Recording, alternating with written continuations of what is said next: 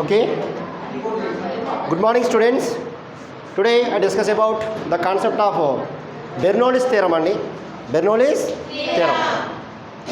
ఈ బెర్నౌల్లీస్ థియరం అనేటువంటి ఏంటి కాదు, జస్ట్ మన ఇంటికాడ ఒక పైప్లో వాటర్ పాస్ అవుతున్నప్పుడు ఆ వాటర్కి ఉండేటువంటి total energy means pressure energy, potential energy plus kinetic energy అనేటువంటిది కాన్స్టెంట్గా ఉంటుందని మనం ప్రూవ్ చేస్తామండి. So what is the Bernoulli principle అండి? Bernoulli principle means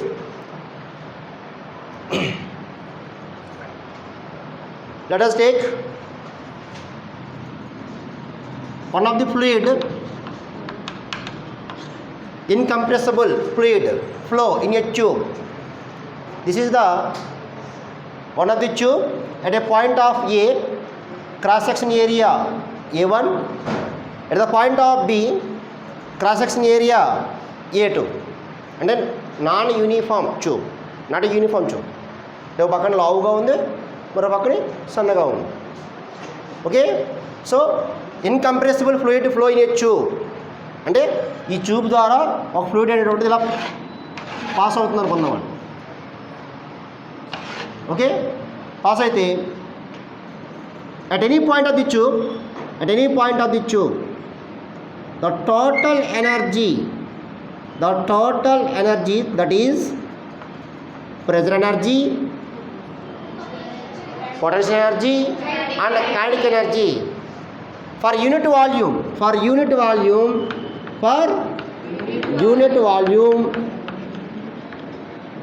is remains constant. That is called Bernoulli's principle. అంటే ఈ ట్యూబ్లో ఎక్కడైనా ఒక యూనిట్ వాల్యూమ్ తీసుకుని ఒక యూనిట్ వాల్యూమ్ లిక్విడ్ తీసుకుంటే ఆ యూనిట్ వాల్యూమ్లో ఉన్నటువంటి లిక్విడ్ యొక్క pressure energy, potential energy and kinetic energy అనేటువంటిది కాన్స్టెంట్గా ఉంటుంది అని బెర్నౌల్లి అనేవాడు చెప్పాడు. So once again, incompressible fluid flow in a tube, the total energy of the liquid for unit volume remains is constant. Total energy means here pressure energy plus potential energy rho g h, kinetic energy half rho v square equal to constant. So this is the Bernoulli equation అండి. P అంటే pressure energy, rho g h చూడండి ఎలా ఉంది, comparison mgh లా ఉంది. Potential energy half rho v square, half ME స్క్వేర్లో ఉంది కాబట్టి kinetic energy. So total energy అనేటువంటిది కాన్స్టెంట్గా ఉంటుంది అని చెప్పాడు. Okay, do understand statement? Sir, this is the one of the tube అండి. This is the floor, surface of the floor. The height of the point A h1, point B h2. Cross section area at a point of A a1, at a point of B A2. Cross section area అంటే దాని యొక్క tube యొక్క size మాట. అక్కడ ఒక పక్కన లావుగా ఉంది, ఒక పక్కన సన్నగా ఉంది అన్నమాట. Here pressure is P1, here pressure is P2, velocity of the liquid is V1, velocity of the liquid is V2. Okay, here pressure is P1, velocity of the liquid is V1, pressure is P2, velocity is V2. Actual velocity ఎక్కడ ఎక్కువ ఉంటుందండి? ఇదా V2. ఎందుకు? Velocity of the liquid V inversely proportional to cross section area of the tube. చూడండి, మనం పైపుతో water పోసినప్పుడు మామూలుగా pipe ఇలా పట్టుకున్నాం అనుకోండి, వాటర్ అనేటువంటిది జస్ట్ ఇలా పైపు ఎలా ఉందనుకోండి. ఫర్ ఎగ్జాంపుల్ వాటర్ ఇలా పడుతుంది ఇక్కడికి నార్మల్గా. మీరేం చేస్తాం, దీని ఏరియాని కొంచెం డిక్రీజ్ చేస్తాం, జస్ట్ ప్రెస్ చేస్తాం అని. వాటర్ ఏమవుతుంది ఆటోమేటిక్గా? వెలాసిటీ ఇంక్రీజ్ అయ్యి కొంచెం డిస్టెన్స్ కూడా పెరుగుద్ది. ఇంకా ఇంక్రీజ్ చేస్తే అర్థం మీకు? అంటే క్రాస్ సెక్షన్ ఏరియా డిక్రీజ్ చేయడం వల్ల వెలాసిటీ అనేటువంటిది ఇంక్రీజ్ అవుతుంది. కాబట్టి ఈ రెండింటి పాయింట్ తీసుకుంటే ఇది very less cross section area A2, maximum velocity B2, maximum area A1, velocity B1. దీన్ని ఈక్వేషన్ ఆఫ్ కంటిన్యూటీ అంటామండి. ఈక్వేషన్ ఆఫ్ కంటిన్యూటీ ప్రకారం V proportional to 1/A, VA equal to constant, V1 అంటే దీన్ని అప్లై చేస్తే V1A1 velocity, V1A1 equal to V2A2 అని రాయొచ్చు, V2A2 అని రాయొచ్చు. ఇది ఈక్వేషన్ ఆఫ్ కంటిన్యూటీ చెప్పచ్చు, equation of continuity. For example చూద్దామండి. ఇక్కడ ఫర్ ఎగ్జాంపుల్ లిక్విడ్ అనేటువంటిది ఈ చూడ ఎంటర్ అవుతుంది కదండి. So mass of the liquid, the mass of the liquid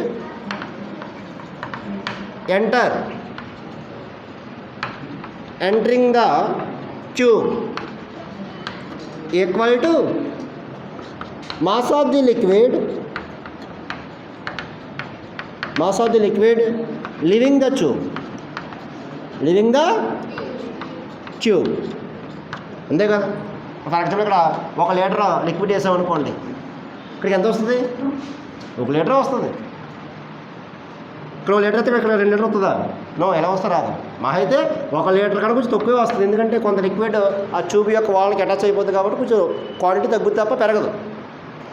so ఆ క్వాంటిటీ మనం నెగ్లిజిబుల్గా తీసుకుంటే కనుక some of the mass of the liquid enter the tube is equal to mass of the liquid living the tube అని రాయొచ్చు, రాయకూడదు? రాయొచ్చు. So మరి ఈ ఫార్ములా ప్రకారం తీసుకుంటే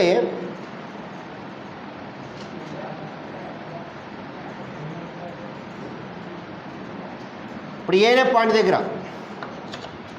ఫార్ములా తీసుకొని మనం ఏనే పాయింట్ దగ్గర ఎంత లిక్విడ్ ఎంటర్ అవుతుందంటే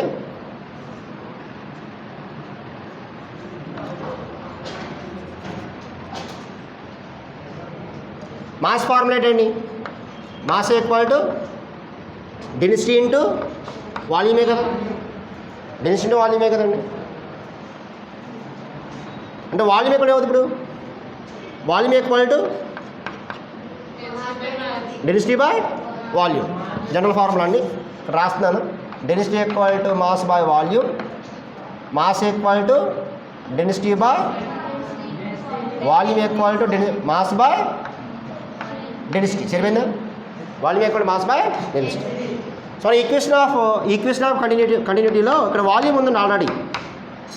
సో అప్పుడు దీన్ని మనం ఏ రాస్తాం చూడండి. ఎంటర్ అవుతున్నటువంటి volume V1A1 equal to V2A2 అంటే వాల్యూమ్ని equivalent to mass by density of the liquid రోన్ రాసుకొచ్చారు కూడా. ఇది వాల్యూమ్ అండి ఇది. సో M/D ప్రకారం ఏం రాయొచ్చు? M/ρ అని రాసుకోవచ్చు. ఓకే అమ్మా. అంటే వాల్యూమ్ని మాస్ బై డెన్సిటీ రాయొచ్చు. అంటే ఎంత లిక్విడ్ ఎంటర్ అవుతుందో సేమ్ క్వాంటిటీ లిక్విడ్ లివింగ్ అవుతుంది కాబట్టి లిక్విడ్ డెన్సిటీ చేంజ్ అవ్వదు, మాస్ చేంజ్ అవ్వదు, వాల్యూమ్స్ మాత్రం చేంజ్ అవుతున్నాయి. కాబట్టి M/ρ అనేటువంటిది మనం కరెక్ట్గా తీసుకోవచ్చు. ఇది ఎక్కడ? At point of A, at point of A దగ్గర అండి ఇది, at A point of B. Okay, at A point of B. మరి మనకి ఇక్కడ చూడండి, మనకి ఈ ఈక్వేషన్లో ప్రెజర్ ఉంది, పొటెన్షియల్ ఎనర్జీ ఉంది, కైనెటిక్ ఎనర్జీ ఉంది. కాబట్టి ముందు ప్రెజర్ ఎనర్జీ ఫైండ్ అవుట్ చేద్దాం. విన్నమ్మా, the work done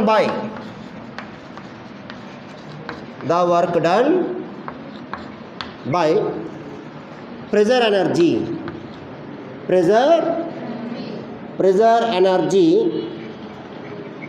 at A equal to P1 A1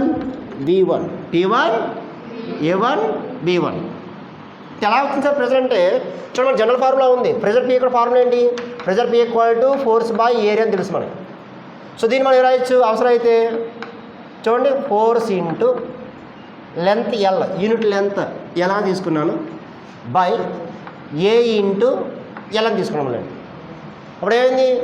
ఏ అంటే area, length into width into height అవుద్దండి. అప్పుడు ఈ formula F into L by B అయిపోతుంది.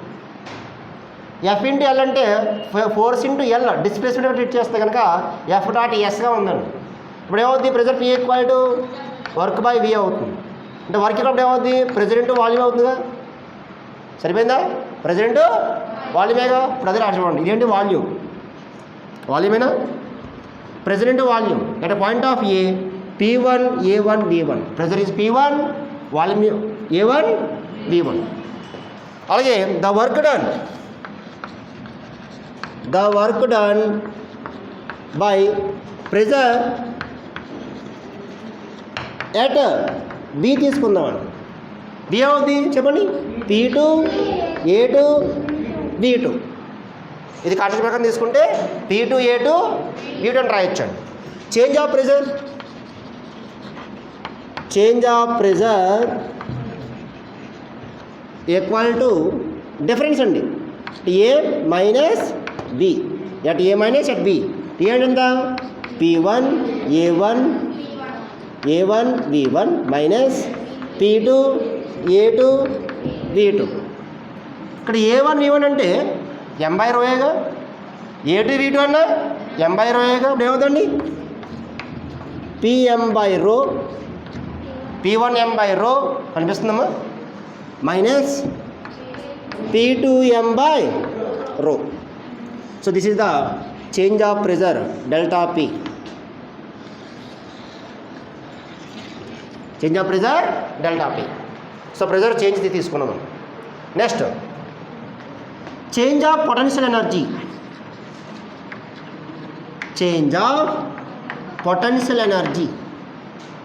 Potential energy means it is depending on position అండి. చూడండి, ఏనే పాయింట్ సర్ఫేస్ ఆఫ్ ది ఎర్త్కి H1 హైట్లో ఉంది, బేనే పాయింట్ H2 హైట్లో ఉందండి. అంటే ఏ పాయింట్కి ఎక్కువ పొటెన్షియల్ ఎనర్జీ ఉంది, H1కి ఎక్కువ ఉంది, హైట్ ఎక్కువ కాబట్టి. ఇది H2 హైట్ తక్కువ కాబట్టి. సో చేంజ్ ఆఫ్ P ఎక్కడ రాస్తామంటే mgH1, దగ్గర general formula mgH1 minus mgH2. Okay. Next change of KE equal to, ఒకసారి చూడండి, change of KE A point దగ్గర వెలాసిటీ ఎక్కువ ఉంది, ఇది V1 ఇది V2. ఈ వెలాసిటీ అనేటువంటిది క్రాస్ సెక్షన్ ఏరియా మీద డిపెండ్ అని చెప్పాను. Very more cross section area, very less velocity, that is less kinetic energy. Very less cross section area, very more velocity, that is very more kinetic energy. So change of K means half m V2 square more, V2 very more, V2 square minus half m V1 square. So చూడండి, change of pressure కట్టాం, change of PE కట్టాం, change of KE కట్టాం, అన్నీ వస్తున్నాం. ఇక్కడ condition ఏంటంటే, ఒక condition ఉంది. కండిషన్ చూడండి, loss of pressure plus loss of pressure potential energy equal to gain of kinetic energy. Condition ఉందండి. According to the law of conservation of energy ప్రకారం pressure energy potential energy loss అయితే kinetic energy ఆటోమేటిక్గా gain అవుతుంది చెప్పాడు. Energy cannot be created or destroyed. Total energy remains is constant. కాబట్టి రెండు loss అయినప్పుడు ఇది ఆటోమేటిక్గా గెయిన్ అవుద్ది అని చెప్పాడు. కాబట్టి సార్ చూద్దామండి, లాస్ ఆఫ్ ప్రెజర్ అంటే చేంజ్ ఆఫ్ ప్రెజరేగా, డిఫరెన్స్ ఆఫ్ ప్రెజరేగా. లాస్ ఆఫ్ P అంటే చేంజ్ ఆఫ్ పొటెన్షియల్ ఎనర్జీగా. సో ఒకసారి రాద్దామండి, లాస్ ఆఫ్ ప్రెజర్ మీన్స్ ఎంత, P1 M/ρ minus P2 M/ρ, ఇదంతా కూడా pressure energy, plus loss of P mgH1 minus mgH2, కొద్దిగా తిప్పావా, equal to gain of KE అంటే change of KE half m V2 square minus half m V1 square. అన్నింట్లోని m ఉందండి. ముందు m cancel చేసేద్దాం. P1/ρ minus P2/ρ, కామన్గా minus అన్నింటికి, plus GH1 minus GH2 ఇక్కడ m కామన్ తీస్తే హాఫ్ mv2 స్క్వేర్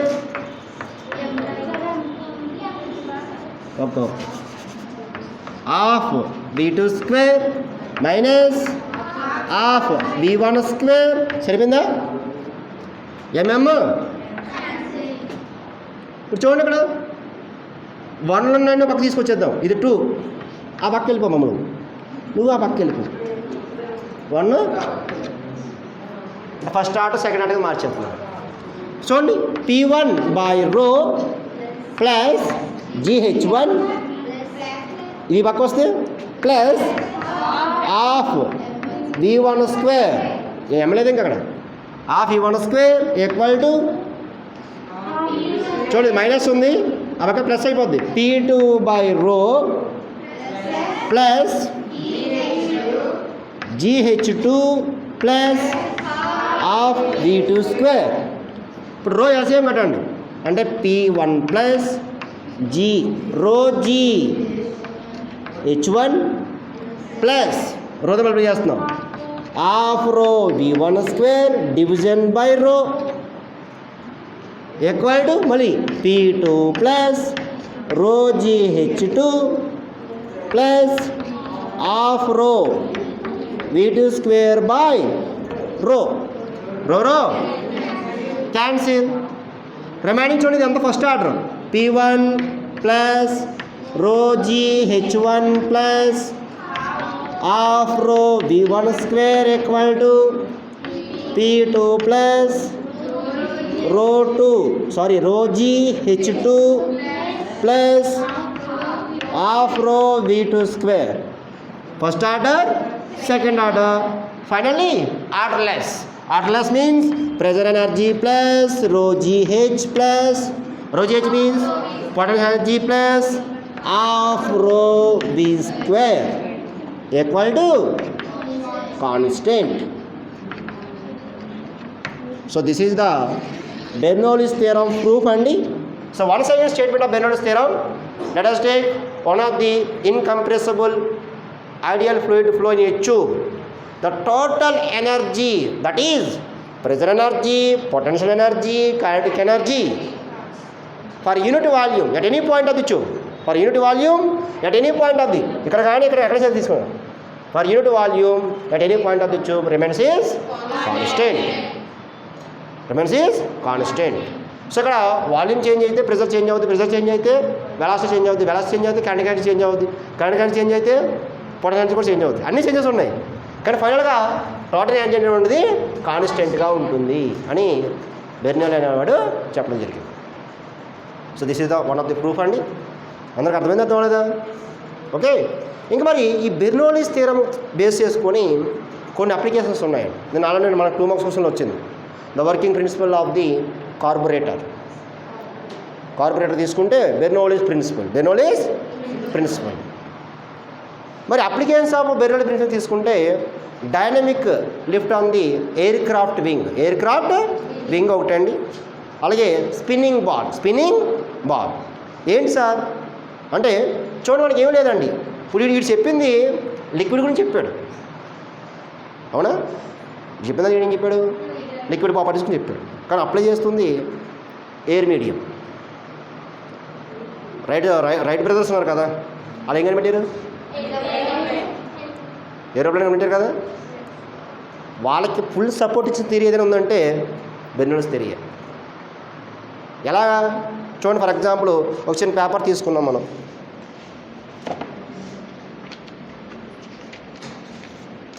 ఒక చిన్న పేపర్ తీసుకున్నాం, నేను ఎలా అక్కడ పెట్టాను, ఎగురుతుందా? ఇప్పుడు ఎగిరిపోయింది. అంటే ఇప్పుడు ఏం పంపించింది దాని మీదకి?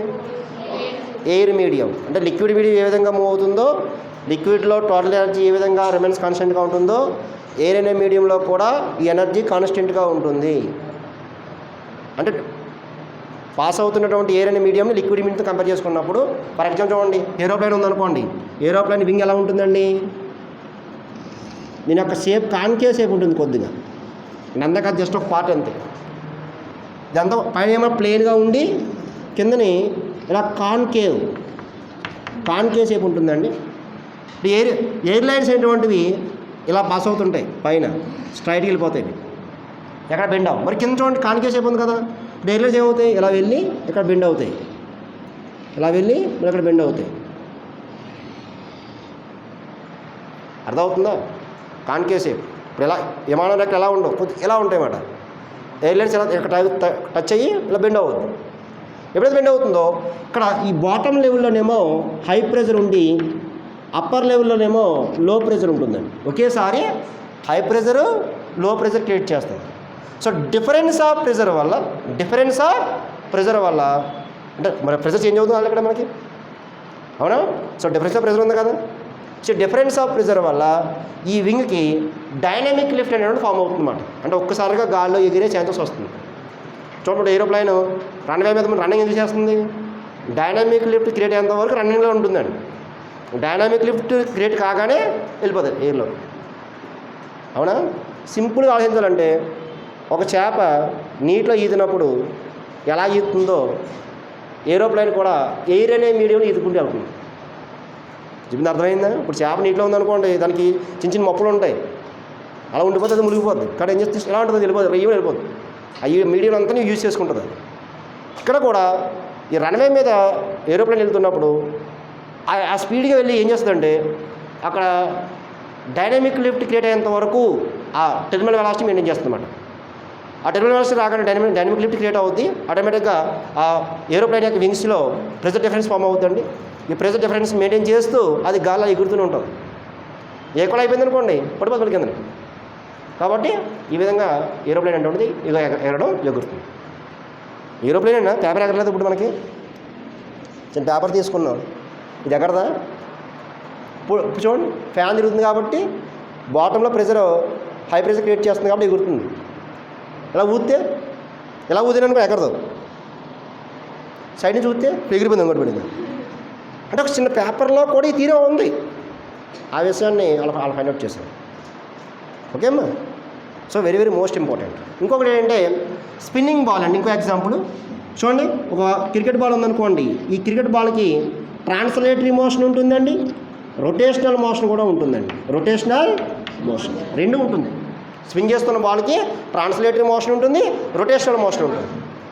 అంటే ఈ స్పిన్ అనే ఈ బాల్ అనేటువంటిది ఎయిర్ అనే మీడియాన్ని డిస్టర్బ్ చేసుకుంటూ మూవ్ అవుతుంది. ఎయిర్ అనే మీడియాన్ని డిస్టర్బ్ చేసుకుంటూ ట్రాన్స్లేటరీ మోషన్లో డిస్టర్బ్ చేస్తుంది, రొటేటరీ మోషన్లో కూడా డిస్టర్బ్ చేస్తుంది. దానివల్ల ఈ బాల్కి బాటమ్ లెవెల్లోనేమో హై ప్రెషర్ క్రియేట్ అయ్యి అప్పర్ లెవెల్లోనేమో లో ప్రెషర్ క్రియేట్ అయ్యి ఆటోమేటిక్గా ఈ బాల్ యొక్క డైరెక్షన్ అనేటువంటిది చేంజ్ అయిపోతుంది, సడన్గా చేంజ్ అయిపోతుంది. మన క్రికెట్లో ఫాస్ట్ బౌలింగ్ ఆడినంత ఈజీగా స్పిన్ బౌలింగ్ ఆడలేరండి. ఎందుకంటే దాని డైరెక్షన్ చెప్పలేము. అర్థమవుతుందా? అంటే ఈ బాల్ యొక్క డైరెక్షన్ చేంజ్ అవ్వడానికి కారణం ఎవరంటే ప్రెజర్ డిఫరెన్స్. ఓకే, రెండు అప్లికేషన్స్ అన్నమాట. సో దీనికి సంబంధించిన 2 మార్క్స్ రెండు ఉంటాయండి. సో థియరీ చదివి ఈ 2 మార్క్స్ కూడా మీరు క్లారిటీ చదవాలి. 2 అప్లికేషన్ తీసుకున్నాం. ఎయిర్ క్రాఫ్ట్ వింగ్ ఒకటి, స్పిన్నింగ్ బాల్ ఒకటి. ఓకే అమ్మా? ఇప్పుడు రెండు పక్కన పెట్టేసి చూడండి. ఫర్ ఎగ్జాంపుల్ ఒక పక్షి ఉంది, అది ఎగురుతుంది. మనం సరిగ్గా పరిశీలిస్తే దాని యొక్క రెక్కలు కూడా కాన్కేవ్ షేప్లో డిజైన్ అయి ఉంటాయి. సరిగ్గా పరిశీలిస్తే అర్థమైందా? ఓకేమ్మా? Clear? Any doubts? So one second statement. Let us take incompressible ideal fluid flow in a tube. Total energy, that is pressure energy, potential energy, kinetic energy for unit volume at any point of the tube remains is constant. That is called Bernoulli's principle. So this is the proof. Clear? Any doubts?